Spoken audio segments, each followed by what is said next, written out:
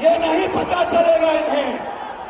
इन्होंने नहीं पढ़ा धर्म की किताबें, इन्होंने नहीं पढ़ी रामायण, इन्होंने नहीं पढ़ी गीता, इन्होंने नहीं पढ़ी कुरान, इन्होंने नहीं पढ़ा बाइबल।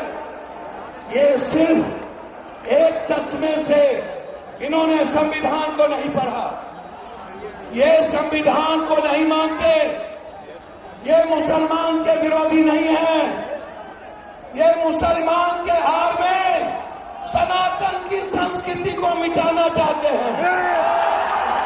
ये मुसलमान के नाम में दलित आदिवासी के अधिकार को छीनना चाहते हैं। कहीं पे निगाह है, कहीं पे निशाना। ये मुसलमान का कुछ नहीं बिगाड़ सकते। जिसका इतिहास हजरत हुसैन का हो, कुर्बानी का इतिहास बहुत बड़ी ताकत है। याद रखना, वो लोग जो लोग नहीं जानते, ये हिंदू राष्ट्र की बात नहीं है। पूरी दुनिया सिर्फ संविधान को मानते हैं। भैया थोड़ा सा गुंडा पूरे पटना पटा हुआ है। मोदी जी, आप क्या जब हिटलर नहीं रहे तो आप कैसे रहोगे? कोई नहीं बचा है इस मुल्क में, सिर्फ मोहब्बत बचेगी। और जिसके हाथ में भारत का झंडा और एक हाथ में गीता कुरान होगा और एक हाथ में संविधान होगा, वही इस मुल्क को चलाएगा। आप मत सोचिए, आप तो मरने वाले कौन है? मोदी को नहीं पता, वो दुनिया में किसी से नहीं डरते। जो रियल में गीता की बात करता है, इन्हें शांति का पैगाम नहीं पता। अरे मोदी जी, ताकत उस हाथ में है। जब प्रियंका गांधी ने फिलिस्तीन के सवाल पर पार्लियामेंट जाता है और कहता है सेव इंसानियत, सेव ह्यूमनिज्म, सेव ह्यूमैनिटी, उसमें ताकत है।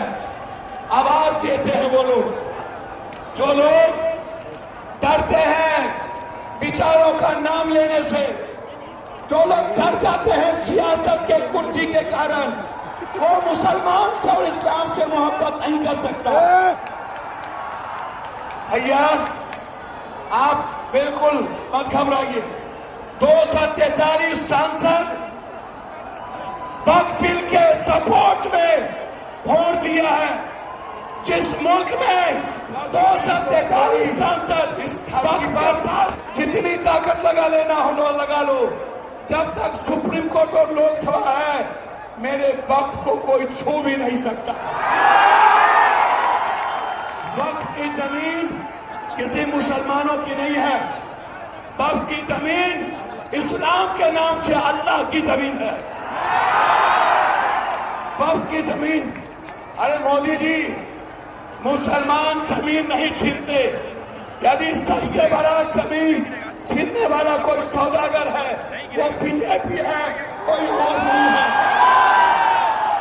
इसको समझिए। इसीलिए मैं तो इससे आपसे मोहब्बत करता हूं। मैं बिल्कुल क्लियर हूं, जो भी धर्म और जाति के नाम पर हमला करेगा, उसे पप्पू यादव से जंग लड़ना पड़ेगा। अंत में मैं एक बात कहना चाहता हूं, एनआरसी से नहीं जीते, सीए से नहीं जीते, ये तलाक से नहीं जीते, जिन्ना और पाकिस्तान से नहीं जीते। अब ये चुनाव आयोग के द्वारा 4,70,00,000 वोटों के गरीबों के वोट को छीन कर ये बिहार में चुनाव लड़ना चाहते हैं। आप जो ऐसे बोलिए चुनाव आयोग के खिलाफ हो रहे हैं ना, ये प्रॉक्सी स्वीकार किया है, मेरे पीठ पर खंजर भोंका है।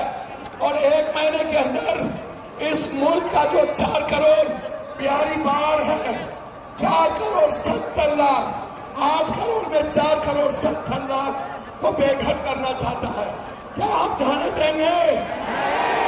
इन्हीं शब्दों के साथ मैं आपको कह देता हूं, जब जब संविधान पर हमले होंगे, जब जब किसी शांति और मानवता के लिए जीने वाला इस्लाम हो या सिख सनातन पर हमला होगा, और ये पाखंडी बाबा से लेकर नरेंद्र मोदी जी मुल्क आपको बहुत बहुत आपको धन्यवाद।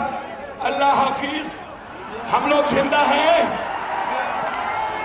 और जब तक पप्पू यादव जैसे लोग जिंदा हैं तब तक कोई आपका बाग भला नहीं कर सकता। हमारे हजरत साहब ने आदेश दिया था, और हजरत साहब ने सभी जगह खाने की व्यवस्था किया। जिन्हें भूख लगे 1 लाख लोगों की व्यवस्था आपके पीछे है। बिना खाए नहीं जाइएगा। जब तक पप्पू यादव है तब तक कोई भूखा नहीं रहेगा।